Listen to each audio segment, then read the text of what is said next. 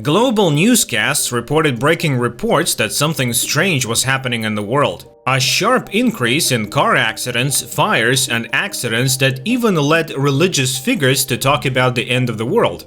2 days before, Ulysses, a young guy with fiery red hair and tiny wings behind his back, opens his eyes and looks around. A screen appears in front of Ulysses, on which he sees a brief description of what he has to do. He is Angelus, and his job is to keep people safe. Fred, the head of the department, gives from the screen 4 rules that Ulysses must follow. Follow the order of assignment every day and stay close to the assigned person. Don't show your face to the person. Don't help people not assigned to him. And never enter the boss's office. Quickly flipping through the brief manual, Ulysses finds the seal with his name on it and walks out of the room in which he has just appeared. As soon as the guy appears in the common room, the rest of the Angelus freeze in surprise. It's been 300 years since the boss created new angels. Fred greets the new guy, and the first thing he does is lead him to a machine through which the boss introduces the angels to the people. According to the boss, there is such a machine in all the departments around the world, and it is the only way Angelus communicates with God.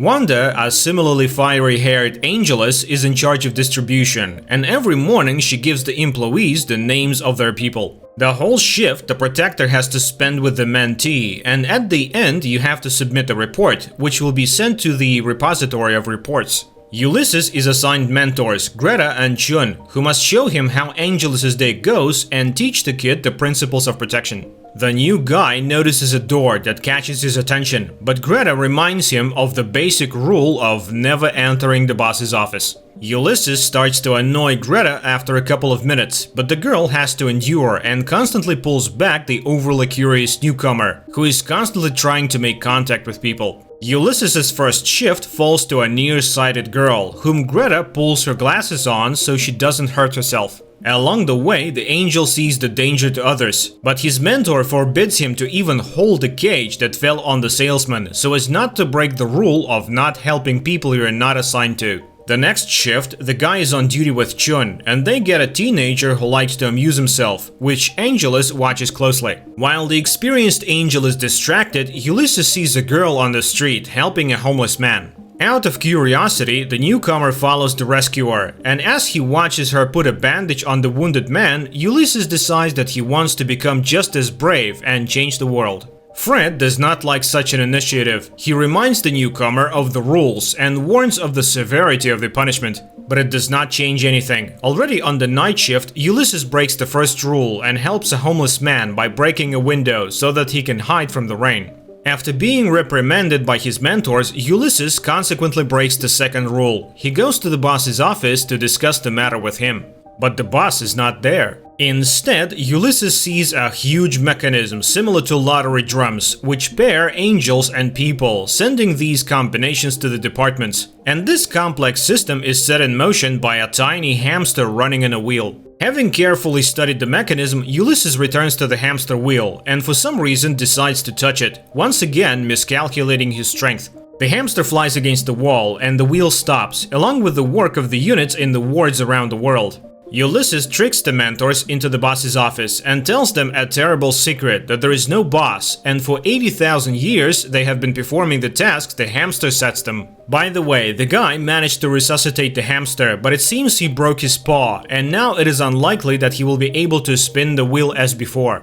The trio goes to the vet, the amateur cheerleader, and Ulysses manages to become visible and asks the doctor to help his old hamster. Chun reminds his ward that he has broken another rule and is about to be punished, but 4 hours pass and nothing happens to Ulysses. But the situation in the world heats up. Because the wheel has stopped and all the defenders are left without tasks, the hospitals are overflowing with injured people. To fix the problem, Ulysses instructs Chun to spin the wheel while the hamster is being treated, and the system finally starts up again. Finally, everything goes back to normal, and Ulysses gets his first person, but the angel gets in new trouble. He has to bail out the homeless guy who was arrested for breaking the window, and Greta, frustrated that her boss is a hamster, refuses to help her colleague or anyone else. Ulysses has to deal with the homeless man himself, and after being at the station, he decides to ask Miriam for help, the girl who has already helped the guy on the road.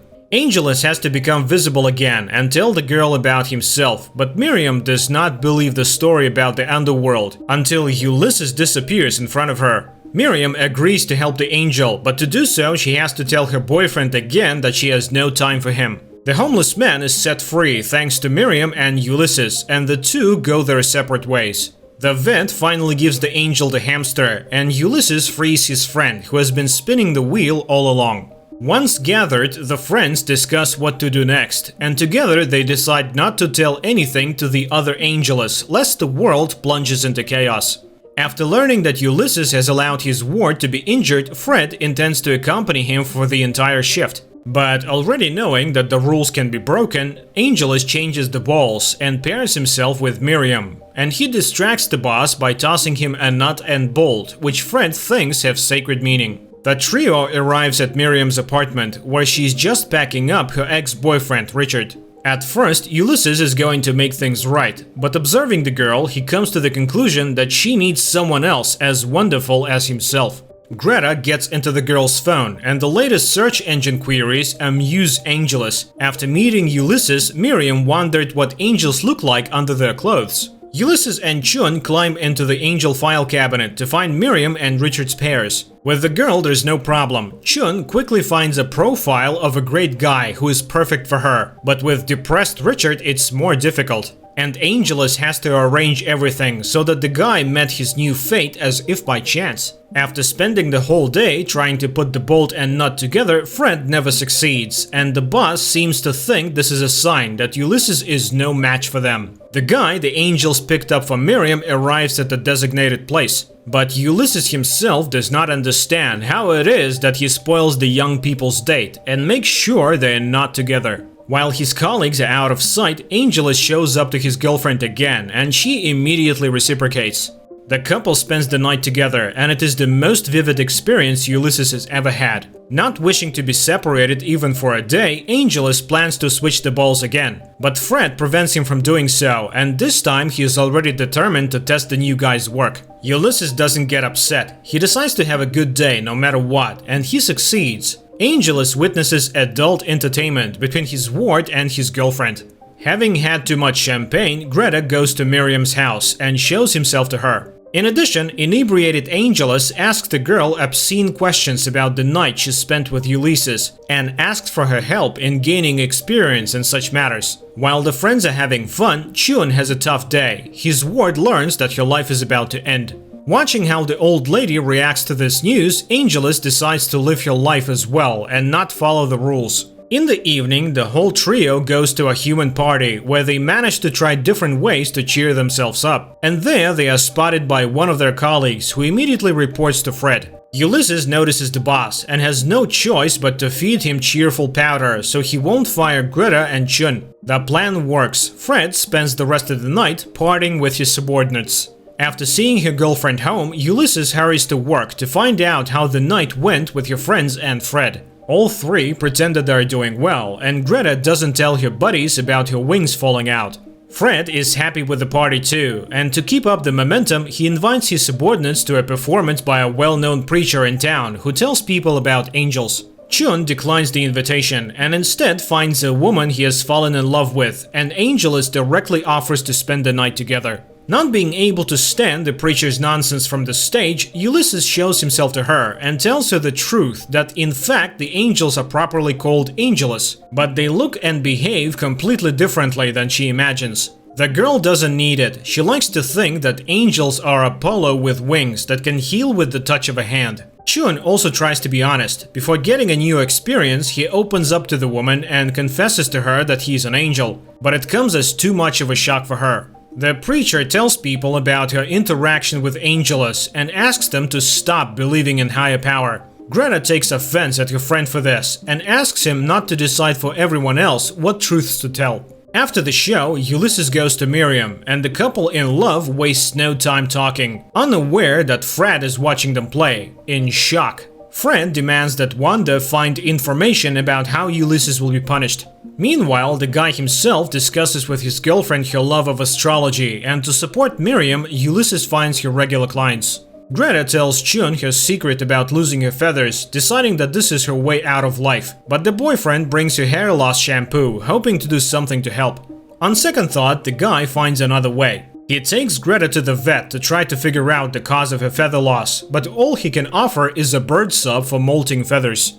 A client comes to Miriam on a tip from Angelus, and the aspiring astrologer advises her to quit her job and start her life anew. Having checked the girl's personal file, Ulysses confesses to his girlfriend that he is not sure about her advice, and she agrees, but on the condition that he never reads what is archived on her. Chun takes Greta to a sorcerer, trying to find a way to save her friend, but the sorcerer also proves powerless, and all he offers is to give the dying Angelus peace and relaxation. Miriam's fascination with astrology leads her to want to break up with Angelus when she learns that he is a Scorpion and their signs are incompatible. To win back his lover, Ulysses breaks his promise and goes into her personal file, from where he learns that her date of birth was given incorrectly. But this news doesn't help the guy. Miriam breaks up with him because he read her file. Chun arrives to talk to the hamster and notices that his feathers are also beginning to fall out. At the same moment, Fred is about to do away with Ulysses and knocks him out.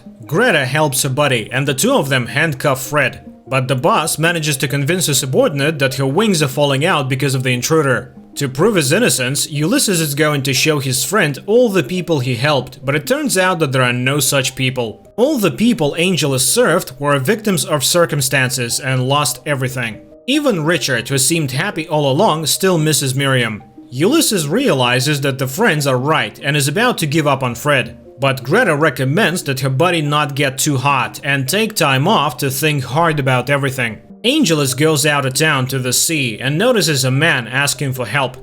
Deciding he is on vacation and doesn't want to help anyone, Ulysses leaves, but at that moment his feathers start falling out as well. Angelus comes to Miriam and tells her about his trouble, but the girl thinks that there is nothing wrong with what is happening and that the falling out has some explanation. The veterinarian also has his own explanation. He suggests that Greta have her wings trimmed so they can grow back, and the girl agrees. But Chun is the first to be called in for the operation to take all the risks. Miriam's father accidentally throws a cigarette butt into a barrel, and Ulysses has to save the house from fire with his own backside, impressing his girlfriend.